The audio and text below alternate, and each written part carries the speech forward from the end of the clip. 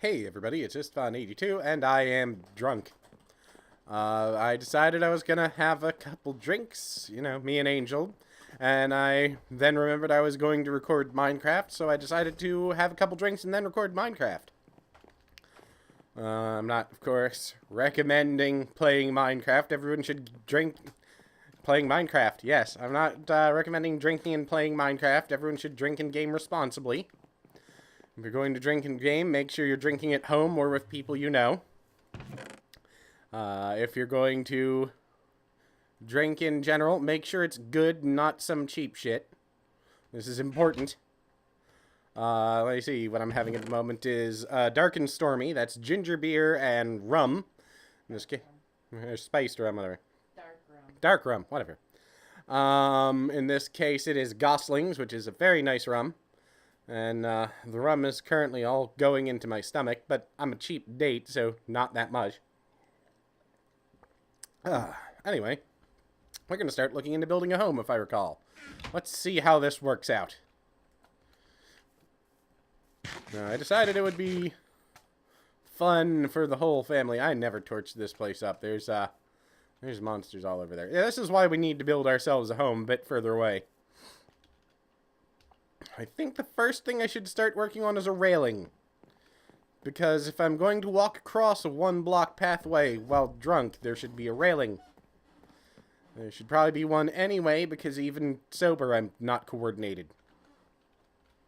It's been a long time since I had anything to drink. I do so very rarely. I decided to do so today.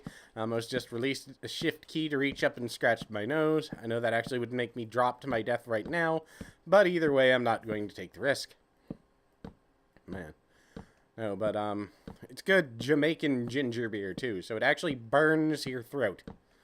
That's how you know when you have the good stuff. Normal ginger ale is okay, but ginger beer is actually a little bit painful.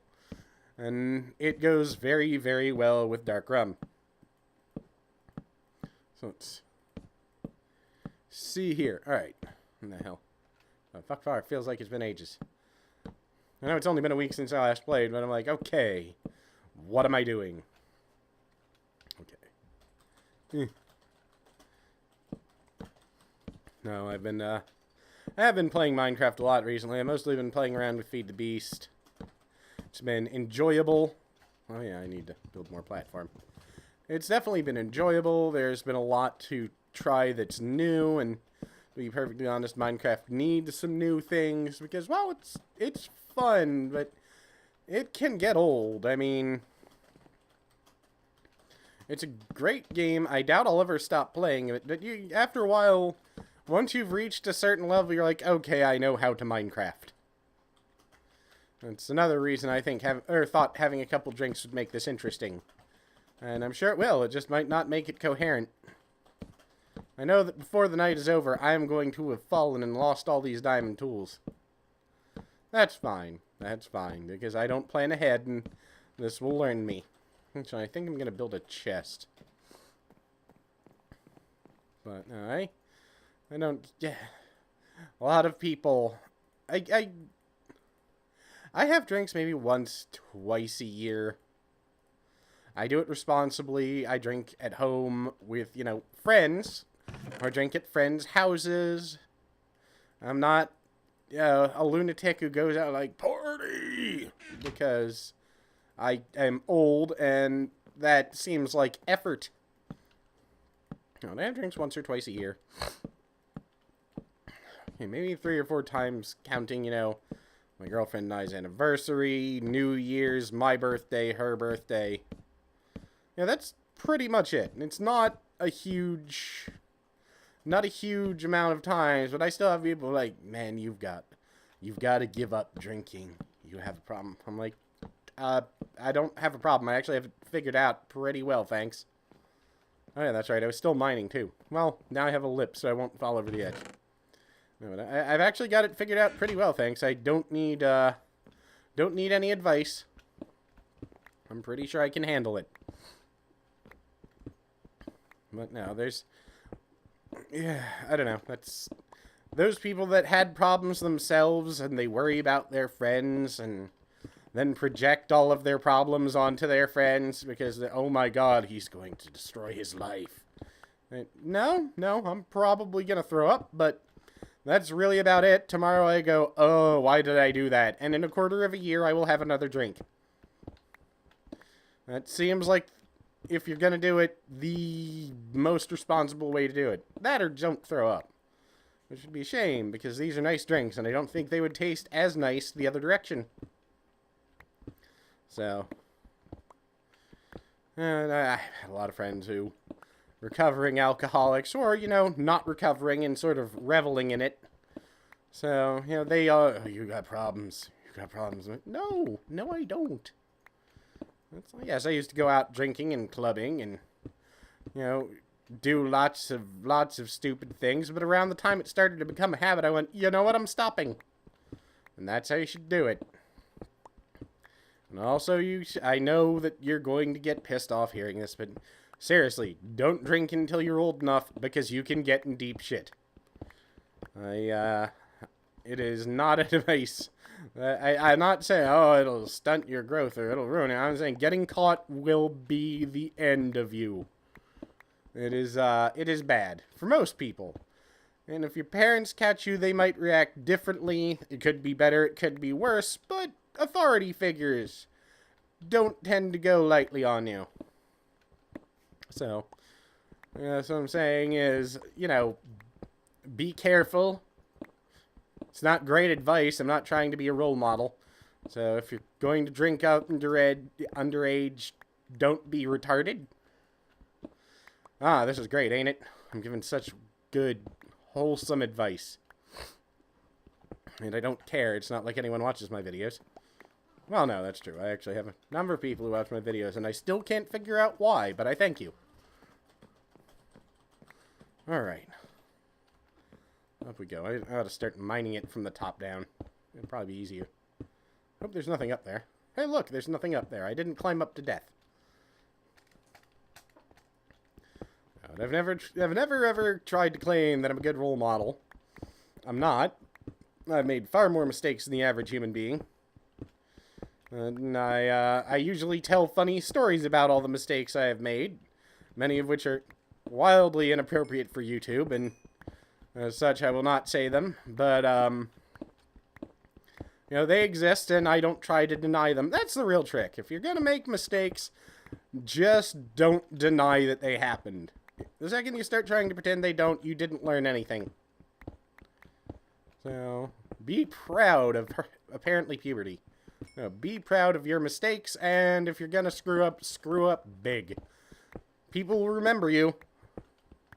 And they might not remember you the way you were hoping, but people will still remember you, and let's be honest, any fame works. Oh, there's a lot of emeralds here. It'd be great if we had a single damn villager. I ought to spawn one in a cage with an egg. Watch, it'll be one that trades me, like, wheat for emeralds, or emeralds for wheat.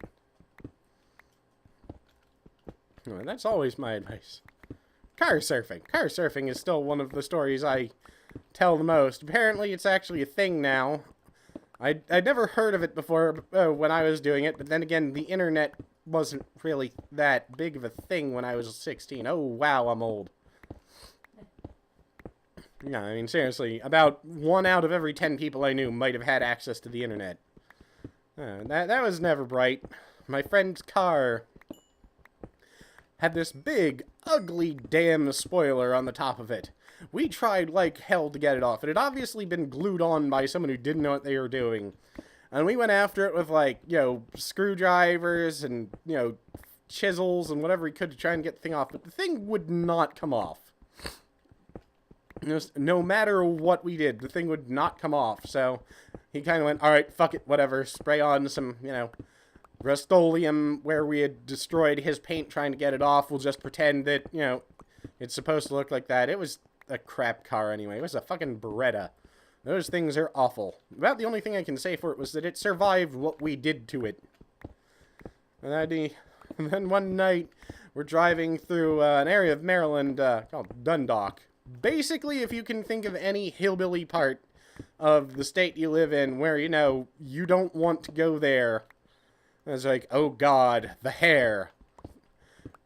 Because the hair there is still from the 1970s, or in some cases, the 1950s. But, no, it's... Ooh, more diamond. But, yeah, we were driving through there in the middle of the night. There were never any cops on the road at that hour. I was like, dude, pull over. I've got an idea.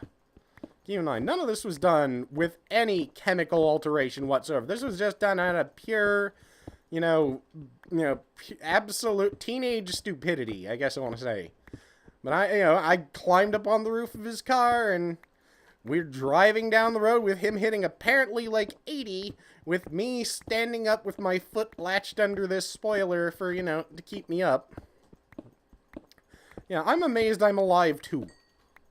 But, yeah, we did that more than once. It was apparently something we used to do to try and impress girls, and none of them were impressed by it, because no teenage girl is ever impressed by anything teenage boys do. But, one day, he and I are washing his car, because it's, got covered in mud and, I think, deer. But, we're washing it off, and the spoiler just falls off. It was held on with, I think, some sort of putty. I'm just sort of going, huh. So I pretty much could have died at any point. He's just like, yep. And you do the only thing you can do in those situations. Fall over and laugh. I'm alive. Laughs. I made dumb decisions as a teenager, and they are funny stories today. Remember that. That's another good life lesson. Never do anything that you wouldn't tell people about as a funny story. As if you're like, I can't tell anyone about this, then that's not worth it.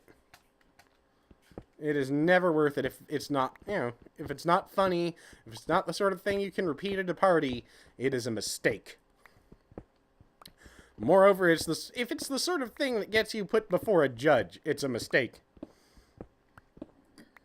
Or, well, I'll put it this way. If it's something you can get away with without being seen, it's not a mistake. But if it's the sort of thing where there's even a 30% chance of you getting caught, it's a mistake. Once again, great life lessons from Mistbond 82. I don't care. I'm gonna take another drink here. I'm trying to think of any interesting stories to tell that don't involve near death. No, not really. All of the funny stories usually involve me almost, ganking it, but that's something you have to expect from life. It's like Mel Brooks said, tragedy is I stub my toe, comedy is you fall into an open sewer and die. Anything that happens to someone else is funny. Keys to comedy. Comedy greatness. I don't have comedy greatness. I wish I did. I would settle for comedy mediocrity. Or, well, maybe even comedic apathy. Like, where I don't care. That would be ideal. Comedic apathy. No.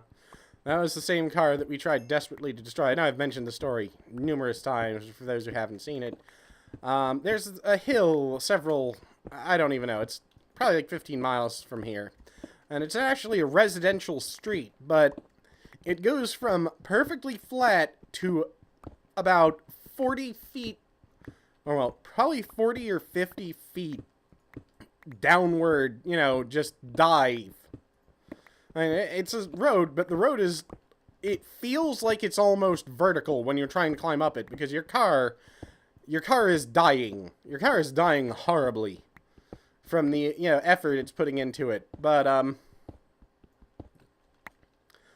yeah, the problem is it goes from perfectly flat to that angle without any type of, gentle, change. So if you are going too slow, your car can actually bottom out and get stuck there, as we learned, and then had to back up or get out and have someone push us backwards.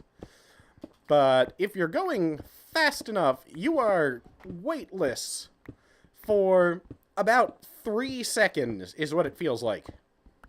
So when teenage boys find this thing out, or this sort of thing out, and they're in a car they don't give two shits about, what happens is we suddenly become, that, astronaut training simulator where they take you up into an airplane and then plummet out of low orbit. It was also doubly fun because after the first few times we got used to it, we started taking people we didn't like with us.